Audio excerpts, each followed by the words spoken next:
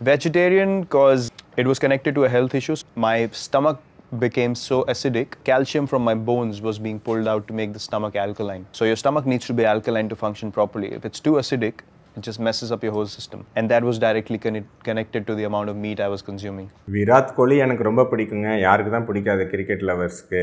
இந்தியாவுக்காக என்னெல்லாம் பண்ணியிருக்காரு. ஆனால் இந்த இடத்துல அவர் சொன்னது ஒரு மிகப்பெரிய ஒரு பிளண்டருங்க. என்னன்னு பார்த்துருவோம். அதாவது அவர் என்ன சொல்கிறாரு அப்படின்னா, அவருடைய வயிறு வந்து ரொம்ப அசிடிக்காக இருந்துச்சான். ஆனால் வந்து அவரோட உடம்பு வந்து அந்த அசிடிக்காக இருந்ததுனால அப்படியே எலும்பில் இருக்கிற கால்சியம்லாம் அப்படியே உறிஞ்சிக்கிச்சான். அதனால் அவர் வந்து வயிறு அல்கலைனாக மாற்றணும் அப்படிங்கிறதுக்காக அவர் வந்து கொஞ்சம் நான்வெஜ்லாம் விட்டதாக சொல்கிறாரு. இது என்னென்னா, ஒரு இன்டர்வியூவில் நீங்கள் ஏன் வெஜிடேரியனாக மாறினீங்க அப்படிங்கிறது கேட்குறாரு. ஸோ இதில் வெஜிடேரியன் நான் வெஜிடேரியனுங்கிறது இதுக்கு போக வேணாங்க. அவங்கவுங்களுக்கு இது ஒரு சிலர் வந்து வெஜிடேரியனை விரும்புகிறாங்க, பை பர்த் வெஜிடேரியனாக இருப்பாங்க, ஒரு கொள்கைக்காக ஃபாலோ பண்ணுவாங்க. அதை நான் மதிக்கிறேங்க. அவங்களோட உணவு பழக்கம் அவங்கவுங்களுது. ஸோ அதை பற்றி எனக்கு ஒன்றும் பிரச்சனை இல்லை. ஆனால் அவர் அறிவியல் பூர்வமாக அதுக்கு ஒரு விளக்கம் சொல்கிறாரு பார்த்தீங்களா, அது வந்து ரொம்ப உருட்டாக இருக்குது. அது என்னங்கிறது பார்த்துருவாங்க.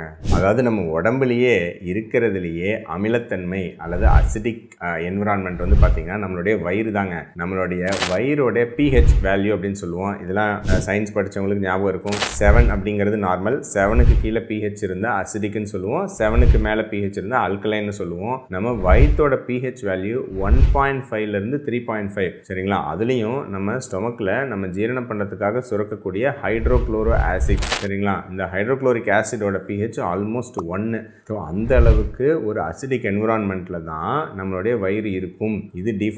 இதை தாண்டி pH அதிகமானால் வயிற்றில் எந்த விதமான புரோட்டீனும் ஜீரணமே ஆகாது. அவர் புரோட்டீன் வேணும் அப்படின்னு சொல்கிறாருங்களா, அந்த புரோட்டீன் ஜீரணம் ஆகிறதுக்கே தேவையான பெப்சின் சரிங்களா, இந்த மாதிரியான என்சைம்ஸ்லாம் பெப்சினோஜனாக இருக்கும். அந்த பெப்சினோஜன் உங்களுக்கு பெப்சினாக பிரேக் டவுன் ஆகிறதுக்கே அந்த அசிடிக் என்விரான்மெண்ட் இருந்தால் தாங்க நடக்கும். ஸோ ஒரு மிகப்பெரிய தவறான புரிதலை விராட் கோலி வச்சுருக்காருங்க. ஸோ அதனால் சைவம் பிடிக்கும்னா சைவம் சாப்பிடுங்க. ஆனால் இந்த அமிலத்தன்மை, காரத்தன்மை, அல்கலைன்னு ரொம்ப உருட்டாதீங்க சரிங்களா. ஸ்டொமக் ஹைலி அசிடிக்கு அப்படி தான் இயற்கையாக இருக்கும் எல்லாத்துக்குமே. அதை அல்கலைனெலாம் மாற்ற முடியாது. அவர் வேறு அல்கலைனாக இருந்தால் தாங்க ஸ்டொமக் நல்லா ஃபங்க்ஷன் ஆகும் அப்படின்னு சொல்கிறாரு. ரொம்ப உருட்டாக இருக்குது. சாரிங்க விராட் கோலி, உங்களை யாரோ ஏமாற்றிருக்காங்க சரிங்களா. உங்களுக்கு வெஜிடேரியன் பிடிச்சிருந்தா சந்தோஷமாக சாப்பிடுங்க. ஆனால் இந்த மாதிரி உருட்டெல்லாம் விடாதீங்க.